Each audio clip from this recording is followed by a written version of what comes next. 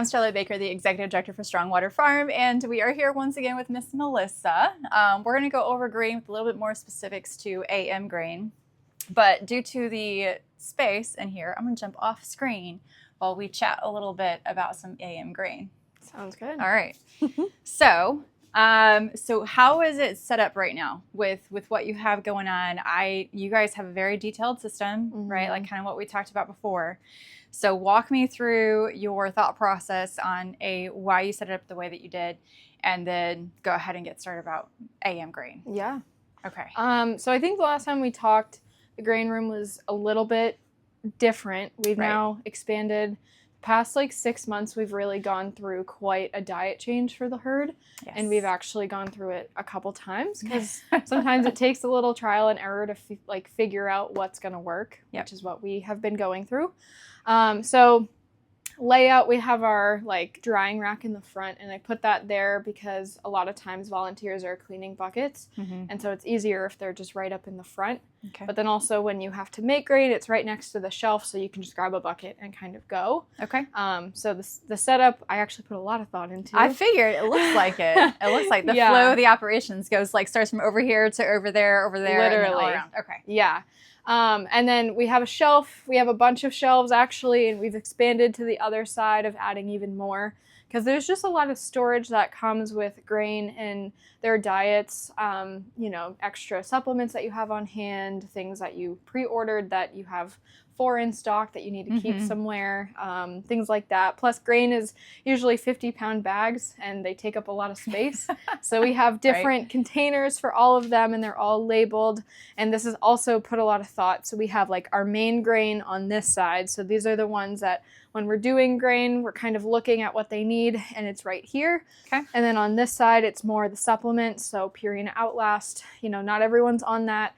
That's only usually a cup to a cup and a half every day or twice a day. So that's not something we're pulling from very often. Okay. And then there's a couple horses that are on their own special grains, which are also only for usually 1 or 2 horses. So the spatial layout is just, as what we use most versus not as frequently used. Love it.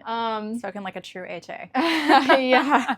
And then just a bunch of space on this side for the supplements that we do pull from very quickly, very easily. We have, mineral oil and Osteomax. Those are pumps. So something that's, on a lower level where you can really pump it, you gotta get that in there. Right. And then, like I said, just buckets and storage and all the things. And then our supplement cabinet is kind of off in the corner, out of the way, so you're not running into it. Like I said, not everyone's on supplements, so that's only for those that need it, but it's kind of tucked in the corner. And then a trash, because you always need a trash. Always need a trash, and I love how efficient you are with the grain bags, right? Using those as trash bags is good. And I know for a fact that sometimes the pumps on those things are not very easy, and having that room over there to kind of work the machine, for lack of better words, because it doesn't always come out very easily. So that's understandable over there. Yeah. And I liked how you moved it over there where it's a little bit more reachable. Yeah. Okay. Yeah, for sure. All right. So what's next? So grain is one of those things, there's a lot to it, and you have to really think about each of the horses and where they're at in their life and their life stage. Right. And that's where some of the more methodical, working with vets, studying, doing your research really comes into play, because not every horse is going to need the same diet. So jumping into that, we feed clearly a multitude of things. Right. And this has all been specially dieted for them. I've been at barns that, they all get the same thing. They just get whatever amount that they need. And while that does its job, I think there's a lot of value in really giving them what they need. Because, if they're a hard keeper, they need more fat. They probably need some protein. Other horses that are not a hard keeper don't need all of that. And balancing that, because on either end, if they're super skinny or super round, you can have issues with, both body types, I guess. And that can lead to metabolic disorders or ulcers or whatever. So that's why I take a lot of pride in knowing this is definitely made for these guys. So what is the difference between a hard keeper and an easy keeper? So a hard keeper is one that it's harder to keep weight on them. They need more calories. They're not going to store that fat as easily. Okay. Whereas the easy keepers, it doesn't take a lot for them to store that fat and to maintain their level of body weight that they need for their size. Okay. So our minis are very easy keepers. They don't eat a whole lot, and they're very plump, very round. Yes, they are. They're not starved. Very, very well loved. And then our thoroughbred is, he's still a little skinny. He's a little thin, but that's, his breeding, his history. Thoroughbreds are hard keepers, so he just needs a higher caloric intake than our minis do. Okay, so the more dense food. Yes. Okay. All right. Even though our minis would love the diet that he gets. Oh, yeah. A lot of them would. I'm sure. Also molasses. With our older horses, molasses is definitely a really good one. If you have a picky eater, that's his issue too. He's very picky. So getting him to eat the good things are really difficult. Gotta love them. Yeah. And then same with our older horses, their surface wear on their teeth is not the same as it used to be. So they can't really chew as well anymore. Okay. So we need to supplement anything they're not getting from their hay in their grain. Okay. We also soak it, so that makes it a lot easier to chew, but we add a bunch of alternatives to give them what they need that they may not be getting from their hay. Okay. All right. So we can go into a couple of the different things that I personally like to feed, some of the supplements and the reasons why, and then I guess we can jump into making grain. Yeah. Okay, so one of the first things that I think is very important in this area, we're in New England, is vitamin E. Yes. Which we talk about all the time. Vitamin E is very, very important.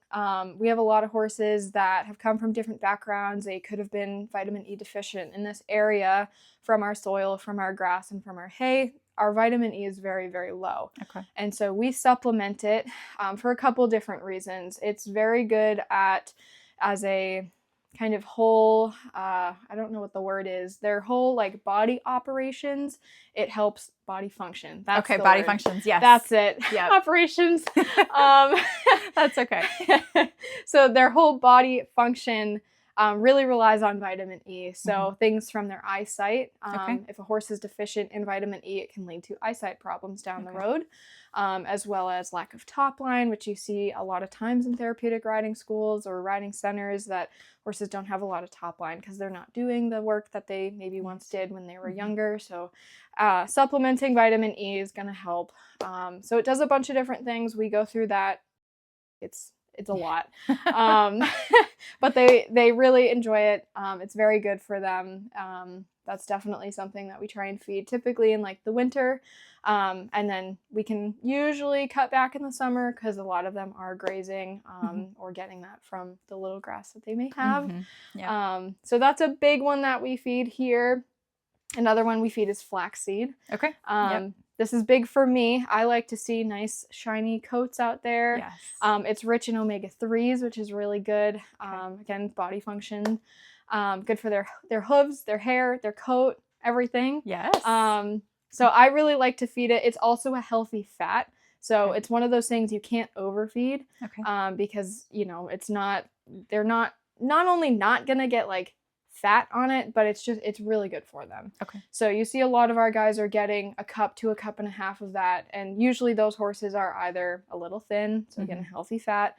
They may have hoof issues, maybe their coat didn't grow in as well. The Cushing's horses, that they're a little dull from the Cushing's, try and help them stay shiny. So that's a big one that I feed. Like I said, our vet also approves, which is great. Yeah, that's good. Lots of feedback from the veterinarian. Yes. That's good. Yeah. We literally sent them like this entire list, and they went through piece by piece and said, this is good, you don't need this, like the whole thing. So it was great. Good. The last like major thing that I like to supplement is salt.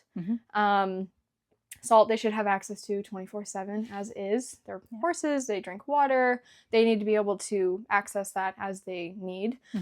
But because they're horses and usually their salt comes in the form of a block, it takes a lot of licks to get the supplementation that they need. So if they even try at all. Yeah, exactly. Yeah. Okay. Some horses just don't really think about it. Yeah. The other thing is horses are pretty good about like if they need it, they'll use it, but if they don't, they won't.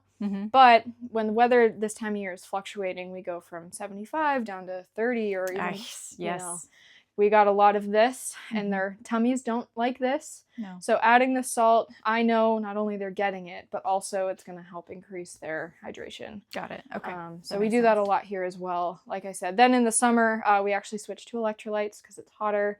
They need that, replenished in them. But right now it's salt, and that's been going well. Awesome. Yeah, I remember during certain months, you'd have us do a certain amount of supplements, and then you'd change the supplements as the weather kind of changes. So that makes sense, and kind of registering as to why, right? That makes awesome sense. Yeah. Okay. Yeah. All right. So what's next? So I guess I can start running through some of the guys that we have listed out here. Okay. So we have who? I have Fiona, Shelly, Puma, Cream Cheese, Harley, the Minis, and Tinder. Okay. This is kind of like the widest range of what we feed here. So I tried to pull kind of all the different segments. For the educational piece For the educational piece. Just to show like just the different needs that each of them have. So starting with Fiona, I'm going to have to look at the board because... No, do it. Better. It's a lot. It really is a lot. Yeah. It takes a lot to memorize. And we just changed it, so I'm not there yet. Okay. All right. So Miss Fiona, she is a unknown older halflinger. I'm guessing probably late 20s at this point, probably 26. That's just the number I'd like to give her at this point. Yep. Older mare, came from a rescue, did a lot of things, but she's a pony, so pretty easy keeper, doesn't need a lot. So her rations are on the smaller side, I guess. Also dealing with some issues in her hind end, working through some soreness and some issues that she had when she came here. So we're going to talk about that when we get there, but that's kind of her outline, and that's what I think of as an assessment when they come in. What are their basics? What's their history? Roughly what am I looking at to feed this horse? And then we just kind of trial and error and adjust as we go. Gotcha. So her main grain right now is Minovite Light. It's a balancer that we just started. Yes. Okay. We had just been on something else, and that wasn't really working. It actually didn't have enough protein in it, and so a lot of them were losing all the muscle that they had. Okay. And they don't even have, a lot of the older guys don't have that much muscle as is, so for them to get even worse was a concern. So we switched them back to a balancer that I'm hoping is going to be a lot better so far. I've seen very good results.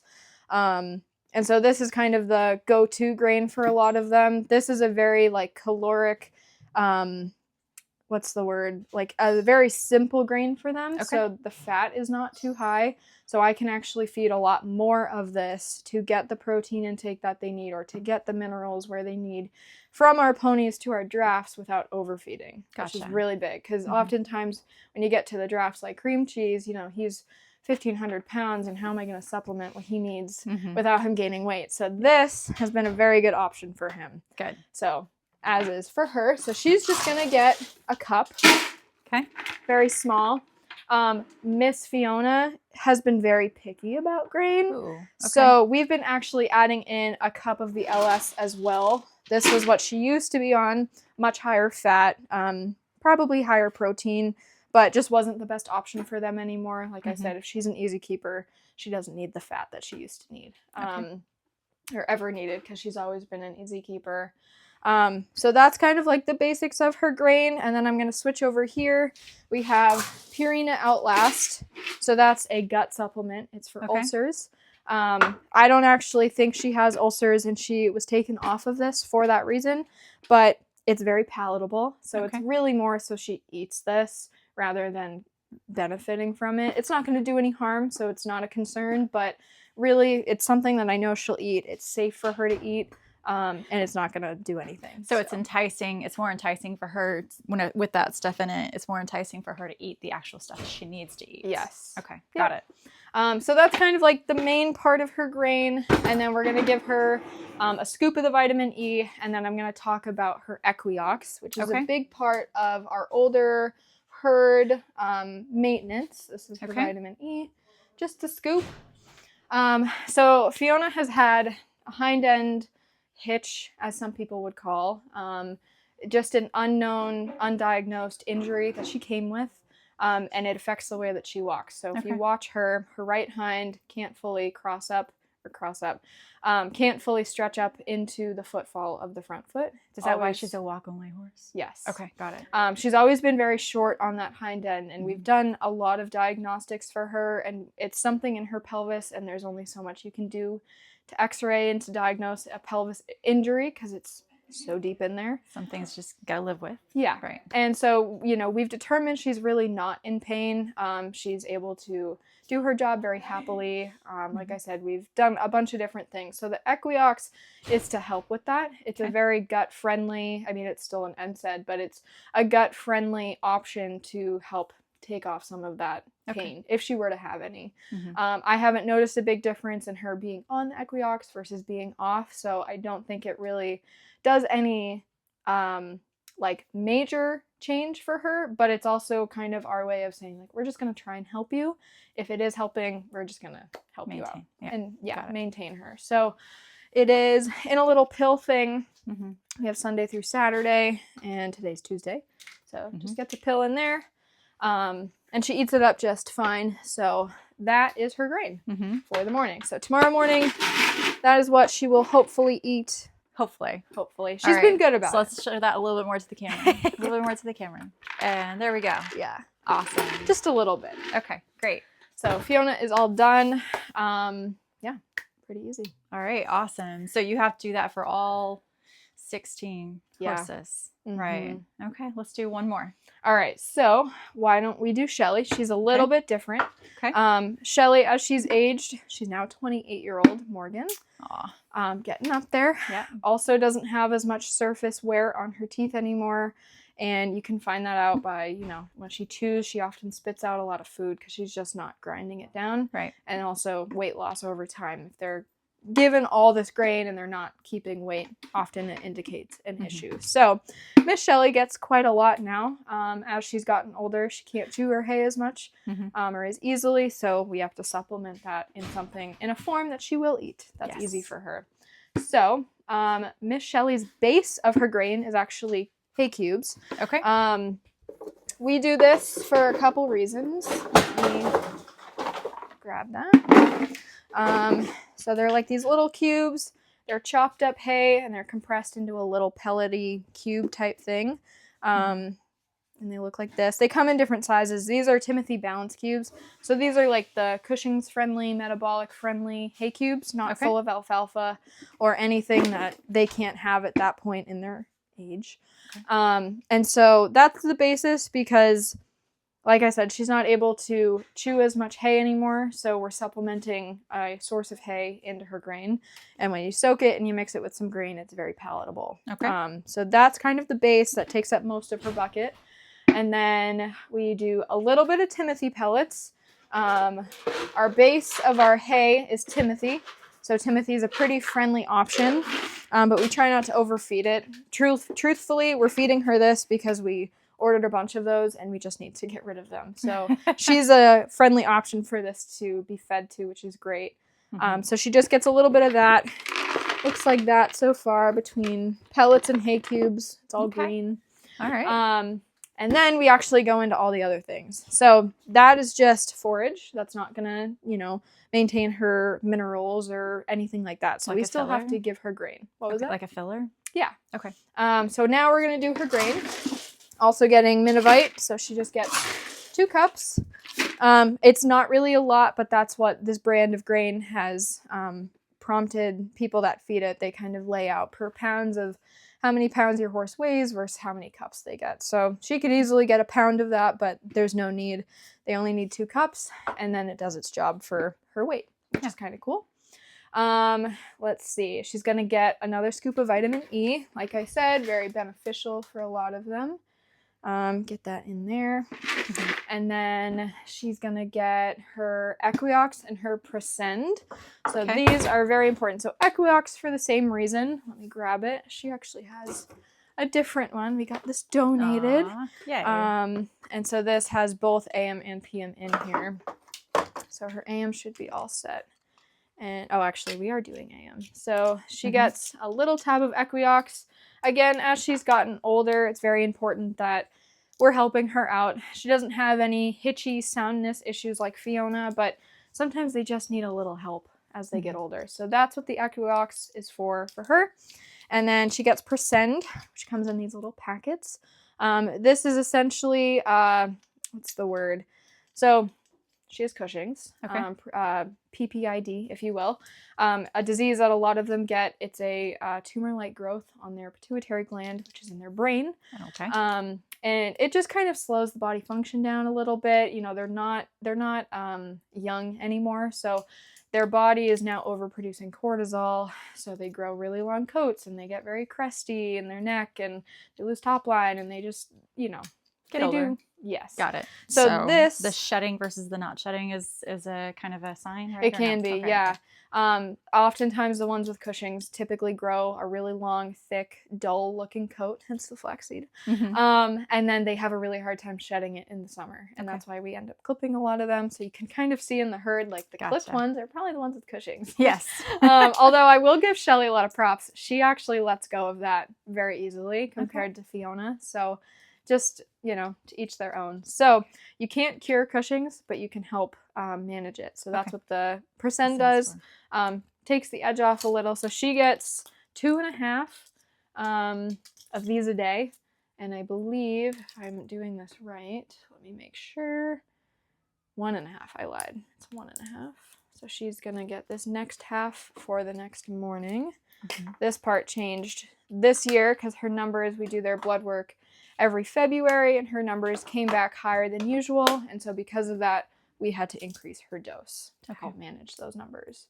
And that's pretty much all that she gets. So right now, dry, it looks like this. I don't know if you can see that. Yeah. And then when you get it all soaked, it actually takes up this whole bucket. Yeah, no kidding. I learned that the hard way one day. I was like, I put a little bit of water in some of the buckets. I was like, oh, no, that's good. I walked back like 2 seconds later. I was like, wait a minute, that's definitely not enough water. So, and I know you talk about how it needs to be like extra soupy because of choking hazards and stuff like that, especially with the hay cubes. Yeah, hay cubes especially. I actually have to change her bucket to a bigger one because it just is not enough room for the water anymore. And the hay cubes really do soak up a lot of it. Awesome. Awesome. All right. Well, any other little tidbits and tricks that you have in reference to grain? I would just say, like, you just really have to know the horses that you have and what they need, and that takes time. Like, we get in new horses from time to time, and I don't know exactly what they need the first time that they show up versus a year, you know, later when I have an understanding of where they're at, and things that they need help with. And also, you know, things pop up. You know, they age, they develop Cushing's, they have hoof issues, they have an abscess and, you know, it ripped off half their foot when the shoe came off and you have to rehab. So like things come up. So you just have to kind of go with the flow. And then on top of that, there's the season. So this is ever evolving. This board is always changing. There's always a lot of texts about, hey, this changed, I added this, I took this off. So that's just, I guess, one of the things about grain that I always have to remind myself is like, it's okay if things keep changing because it's always for them. It's what they need. And when you have 16 horses, there's going to be a lot. Someone's having a change at least once a week. Yeah. So it's a lot, but it's okay. Well, hats off to you and your team for paying such close attention and to have such a wonderful relationship with the veterinarian. That way you can keep that ongoing conversation with about each of the horses and with each other. And then the way you communicate it to the team is beautifully done. And whenever I know anybody who's had any question whatsoever, you always say, yep, we're doing this because of this, this, and this. And I think, okay, well, what about this? Nope, I already tracked that. Like, that's already been done. Like, we're good to go on that. We're going to go with this way instead. Yep.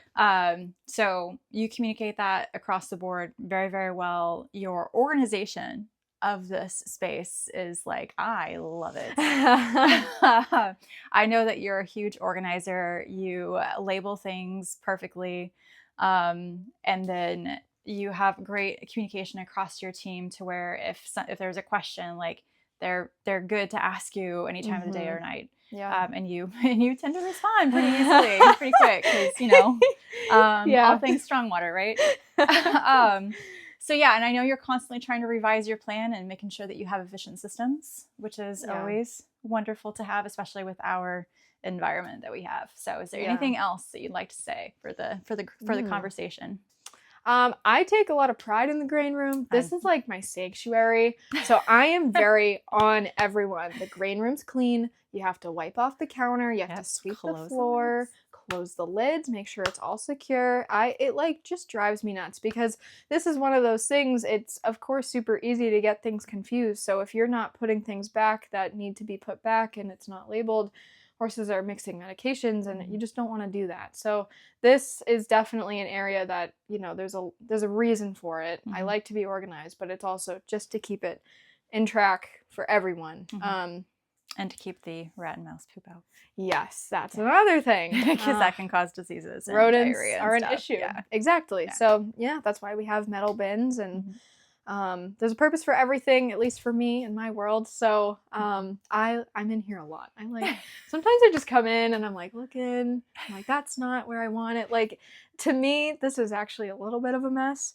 Even though I know it's organized, but I'm just, I don't know. This is just very much about being clean and organized. Yes. That's good. I like grain rooms. I'm fascinated by grain rooms. So I like to go to barns and see what they do because it's just like every barn's different. What do you feed? How does it, work? Is it set up? I don't know. So awesome. Awesome. Well, thank you very much, Melissa. Once again, thank you for your time. Of course. All right, audience, thank you for your interest. Thank you for your time. Make sure you like, subscribe, and share with a friend. Take care.